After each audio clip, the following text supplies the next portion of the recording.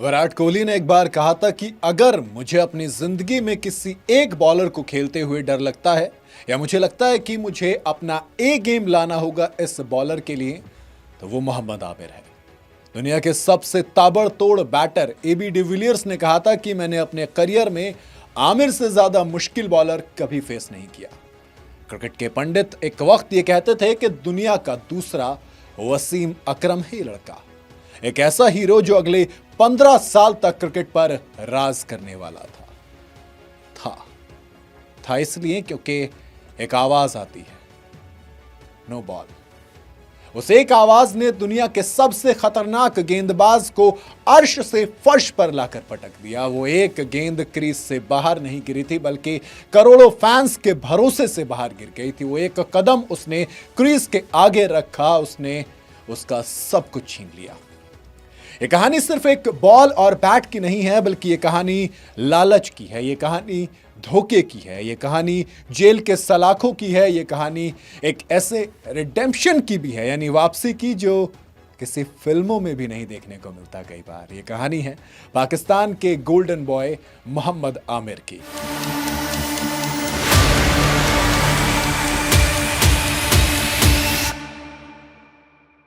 आज उस 18 साल के लड़के की बात करूंगा जिसने दुनिया को 2 बार हिलाया। पहली बार अपनी स्विंग से, दूसरी बात अपने गुनाह से। आइए चलते हैं उस दौर में जब एक सितारा आसमान में चमकने से पहले ही टूट कर गिर गया था। साल था 2009 और 2010 का। पाकिस्तान क्रिकेट में एक नया लड़का आया था, नाम था मोहम्मद आमिर। उम्र महज 17 या 18 साल। गांव के माहौल से निकला हुआ एक सीधा सा लड़का, लेकिन उसके हाथ में जब गेंद आती थी तो वो किसी जादूगर से कम नहीं लगता था। वो लेफ्ट आर्म का बॉलर, वो बॉल को जिस तरीके से लहराता था, दोनों तरफ स्विंग कराता था, उसकी रफ्तार और उसकी लाइन और लेंथ देखकर बड़े बड़े बैटर खौफ खा जाते थे। T20 वर्ल्ड कप 2009 उसने अपनी बॉलिंग से पाकिस्तान को चैंपियन बनाया था। ये मोहम्मद आमिर था। जब इतना सब कुछ हो रहा था तो तमाम लोग ये कह रहे थे कि भाई पाकिस्तान के क्रिकेट का फ्यूचर है ये लड़का। इवन वसीम अकरम जैसे दिग्गज उसकी तारीफ करते नहीं थकते थे। वो सब कुछ कहते थे कि यार ये लड़का ना बहुत टैलेंटेड है। इसकी वकालत करने के लिए बड़े बड़े लेजेंड्स की लाइन थी। सब कुछ बिल्कुल सपनों के जैसे चल रहा था। जैसे आप कहते हैं ना कि यार मेरे लिए ये टच करूं ये सोना बन जाए, वही था।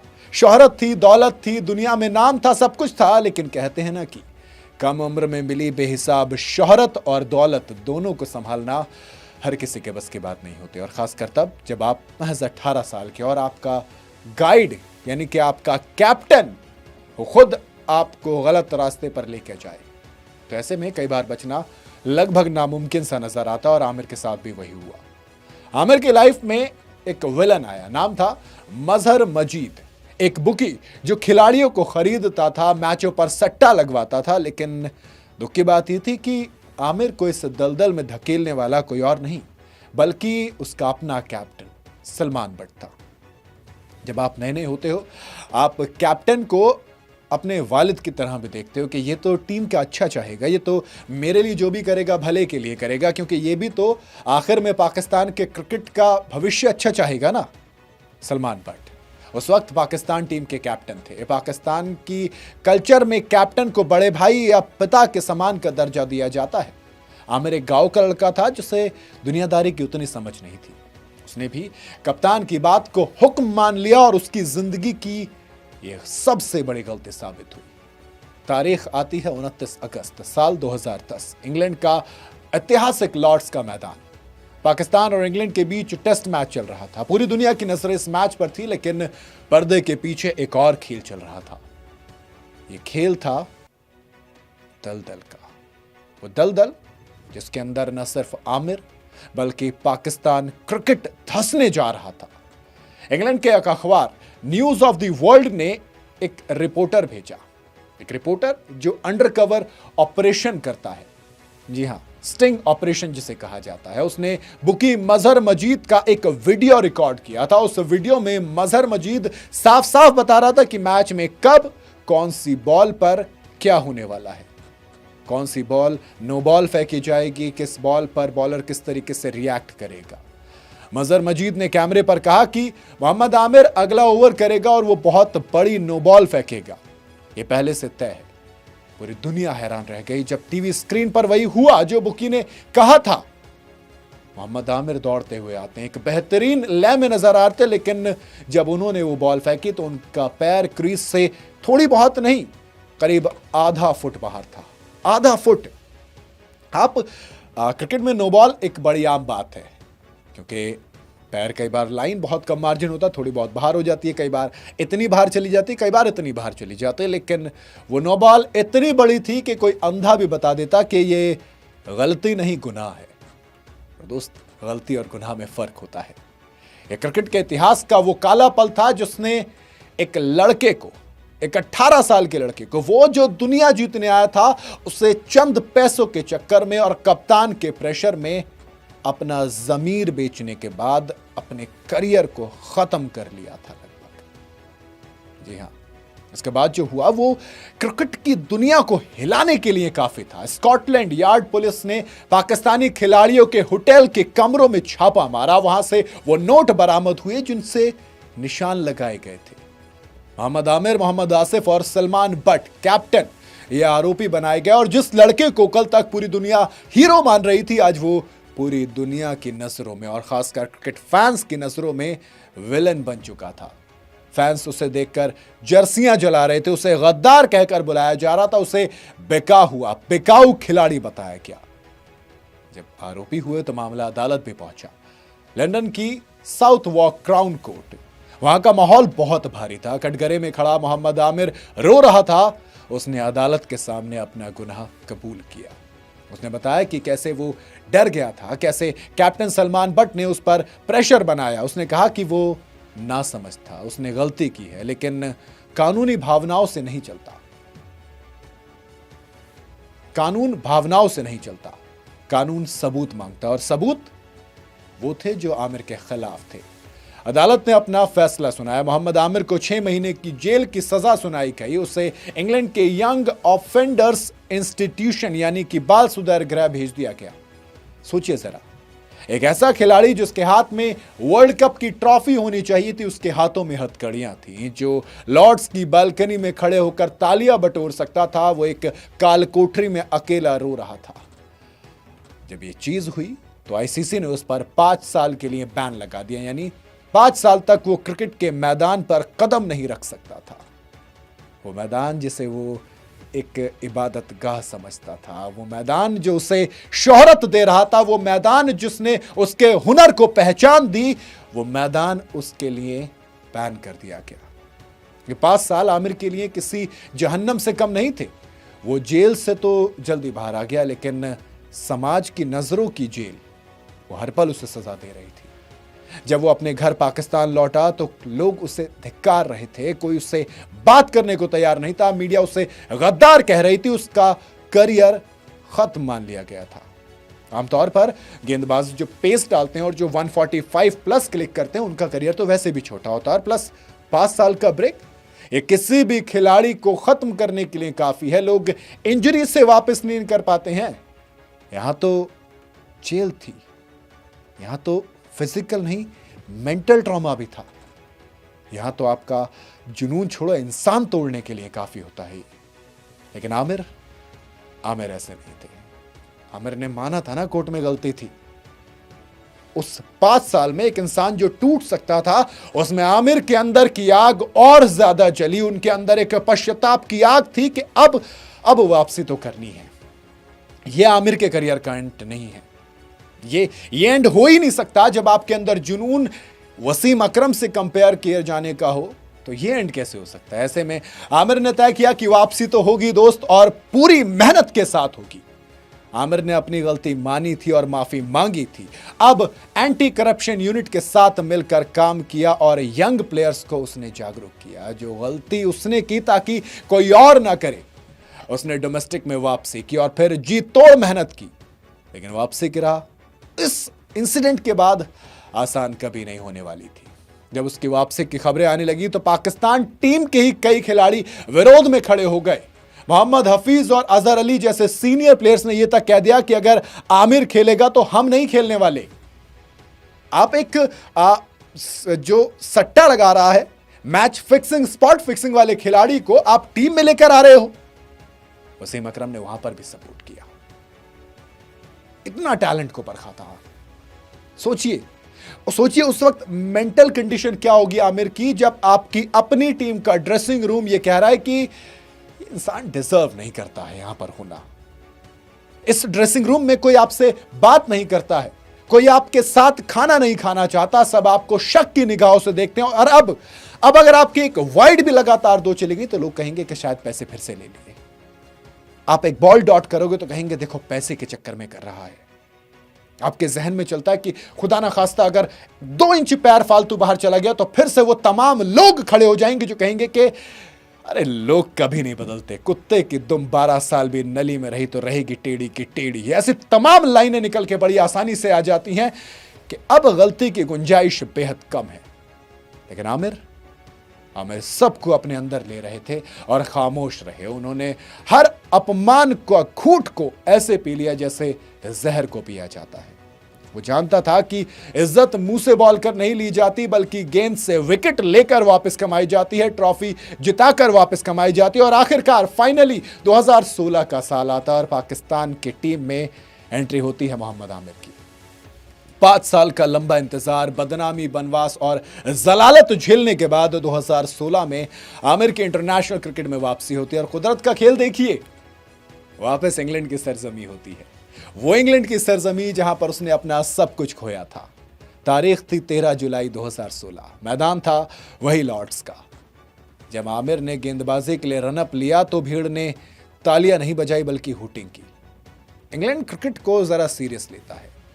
नो बॉल के नारे लगे, चोर चोर की आवाजें आई, लेकिन आमिर को सिर्फ वो 22 गज की पट्टी और सामने खड़ी 3 लकड़ियां नजर आ रही थी, वो स्टंप जहां पर पूरा फोकस था। उन्होंने वही दिखाया कि गेंदबाजी की धार नहीं बदली है, वो जादू पुराना बरकरार है।